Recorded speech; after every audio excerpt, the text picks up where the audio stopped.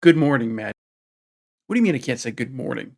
Gavin can't own the concept of good morning. Good early afternoon, Magic community. My name is Mike from MTG Scribe, and I wanted to talk to you for a minute about the standard Pro Tour that happened over the weekend. Now, I'm not here to talk to you about the deck lists or matchups or anything like that. There are people far more suited than I am to do that. Most of them are people who played in the Pro Tour itself.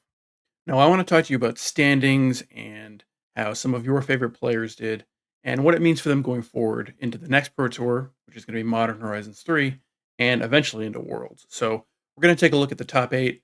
We're going to take a look at one of the best teams of the tournament. We're going to take a look at how the AMP rankings are coming out of this Pro Tour and what players are in position to get one of those at large Worlds bids if they aren't able to top eight Pro Tour. And we're also going to look at the Player of the Year standings. So as you can see here, the top eight was Yoshihiko Ikawa, CFT Sock, Takuma Matsura, Arnie Hutchinbeth, Lucas Duchow, Jason Yee, Yuta Takahashi, and Sean Goddard. Congratulations to all eight of you. You're all going to Worlds, which means you don't really matter so much for the AMP rankings going forward, but amazing tournament by all of you. Now, you'll also notice these other players I have highlighted. That is all Team Sanctum for All members. They ended up having 5 members in the top 20, which is genuinely pretty incredible. As you can, and also Nicole Tipple. This was her first Pro Tour. She was one draw away from making top 8 in her first Pro Tour, which is, again, frankly incredible. So congratulations to all of you. I'm sure we'll be seeing a lot more of you soon. And going forward into the next Pro Tour, all of them made it. So, yeah, we'll see what they can do in Modern.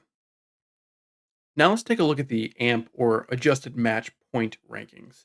As a reminder, the top 32 players who don't already have a Worlds bid automatically get an at-large bid to Worlds after the next Pro Tour, the third Pro Tour of the year, Modern Horizons 3.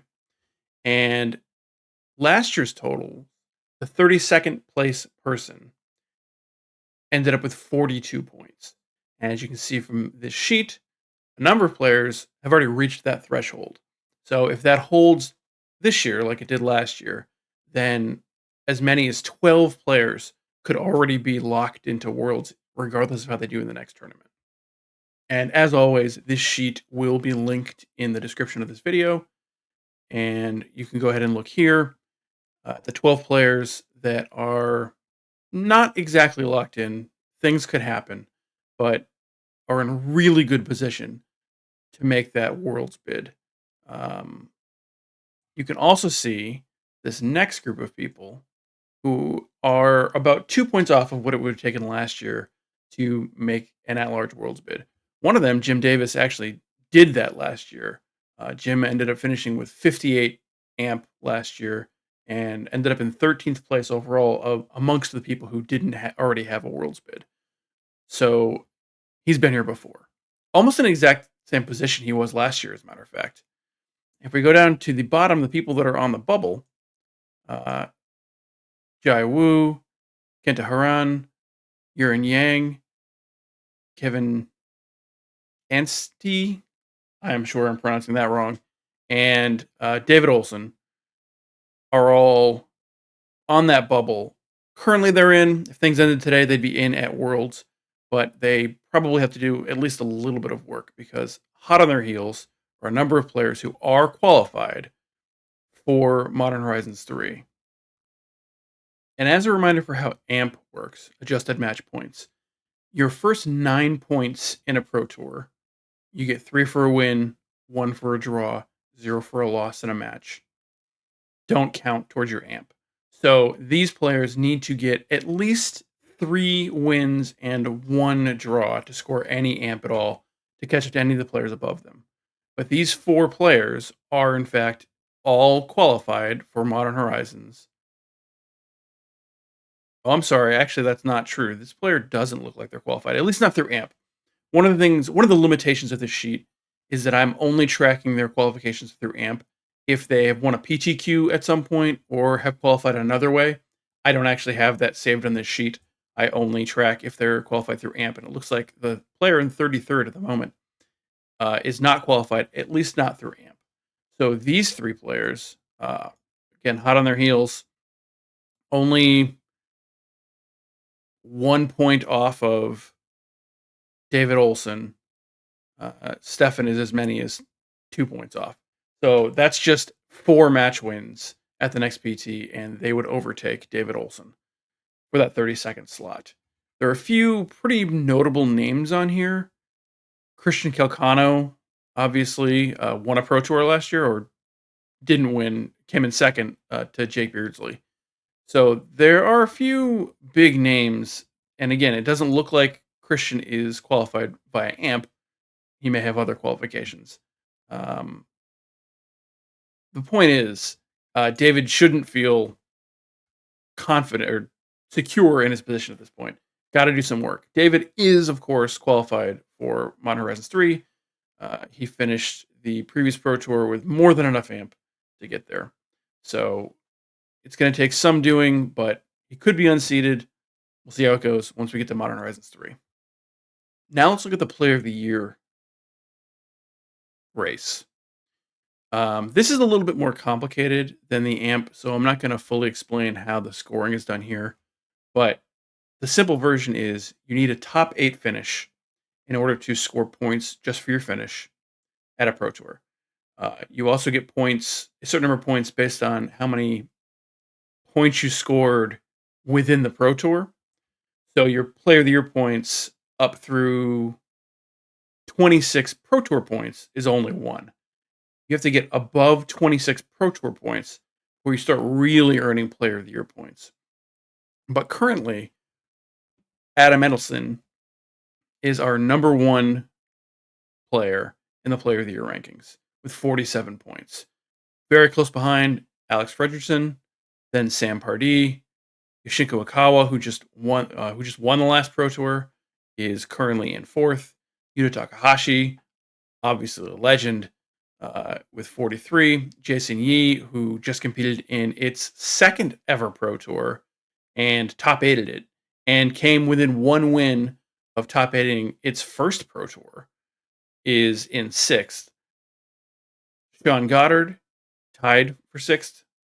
And then Minging Chen and Simon Nielsen, obviously everyone knows who Simon Nielsen is, followed not that far behind by CFT Sock, who just competed in, I believe, their first Pro Tour of the year, and finished 2nd overall in the Swiss rounds and top 8'd. So having a great year. Arnie Huschenbeth is right there. John Emmanuel Dupree is right there. Seth Manfield. All names that everyone should know at this point. It's going to be quite the race going into Modern Horizons 3's Pro Tour. But of course, the Player of the Year standings don't stop there. They also move on to Worlds. And the World scoring is similar to the Pro Tour scoring. So a top 8 finish gets you a number of Player of the Year points, and then an additional amount of Player of the Year points based on how many match points you earned within Worlds or the PT. So this is still anyone's game at this point. It is by no means locked up. It'll be interesting to track this after Modern Horizons 3's Pro Tour to see where we stand, but it could be quite a tight race going into Worlds. That's definitely something that'll be worth watching. One last thing I want to highlight is how important it is in the Player of the Year rankings to top 8 a Pro Tour. These are our current 16 players who have top 8 at a Pro Tour this year, at least one of the 2 that have taken place. Javier Dominguez is sort of an interesting story because he earned enough points to get an automatic bid into the top 8 at a Pro Tour, but he did it in the last round. And unfortunately for Javier, the players ahead of him had slightly better records, and he did not end up making the top 8. But because of his finish, he's still in the same mix as them. The first player we get to that does not currently have a Worlds bid already is Shahidi Moriyama. Again, I apologize for butchering that name. Uh, but Moriyama actually is currently leading the at large the amp ranking race and has the most amps out of anybody that hasn't top eighted a pro tour. So they're in extremely good position to make worlds with one of those at large bids, even if they don't top eight this next upcoming pro tour. In fact, I'd be extremely surprised if they aren't basically locked into the to worlds at this point. And then LA Cassis is right behind, which is again sort of interesting. LA has not had a top eight, but has finished consistently so well that he is still in the conversation. And I believe he's second in AMP standings at the moment. So again, probably locked in, probably doesn't need to do much in the next Pro Tour to get that Worlds bid, which I believe will be his third consecutive Worlds bid, which is pretty impressive. Now, one last thing I want to talk about in this video is the upcoming arena schedule. The official arena schedule is not particularly user-friendly, so I've put together my own. It's going to be on MTG Scribe. Again, I'll link it in the description for this video. But a few big events are coming up, including this Saturday. We have both the day one of the Arena Open, which is Outlaws of Thunder Junction sealed, and the best of one Arena Championship qualifier play-in, which is also best of one uh, Outlaws of Thunder Junction sealed. They're both happening on the same day, which is pretty unusual. Then next week we have DMU's Quick Draft on Tuesday that's starting, as well as Outlaws of Thunder Junction Alchemy. I'm sure you started to see preview cards for that coming out. Friday of next week, the 10th, we have the Arena Championship qualifier plan best of 3 sealed. And then that following weekend is, of course, the Arena Championship qualifier itself, which is going to be Outlaws of Thunder Junction sealed. The following Monday, May 13th, is the banned and restricted announcement, which is going to be the last one before rotation happens for standard. Now, I don't expect standard to be mentioned in this at all, but it'll be interesting to see if any actions are taken going into the modern Pro Tour that is only a little under 2 months away. So, and also the RCQ season, the paper RCQ season is coming up, which is Pioneer. So, Modern and Pioneer are the two most likely formats to be hit by any kind of changes. So that date, that May 13th date, is one that is definitely worth watching. And that's all I have for this week. It is sort of a slow news week, as is often the case coming out of our Pro Tour. Next week I'll be back and we'll see if there's anything newsworthy that's gone on over the course of the week. But again, coming out of a Pro Tour, it's not uncommon for there to be not much news. Next week should be different. Next week we should have some interesting things to talk about. Till then, good luck. Enjoy yourselves. Be kind.